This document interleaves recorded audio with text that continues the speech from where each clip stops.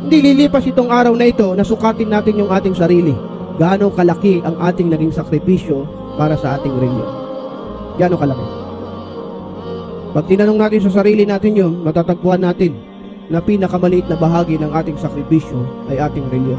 At pinakamalaking bahagi sa ating desire. Sa ating mga sariling kagustuhan. Lan tanalul birru hatta tunfiqu mimma tuhibbun. Kung gusto mo magwagi ang kabutihan, taas ng pananampalataya, magsakripisyo ka, magbigay ka para sa reliyon. Pag may gusto ka sa sarili mo, pinag-iipunan mo. Pero pag sinabi ni Allah na magsadaka ka, ayaw mo. Ayaw mo. Pero para sa sarili mo, nabibili mo ang gusto mo. Allah, Allah.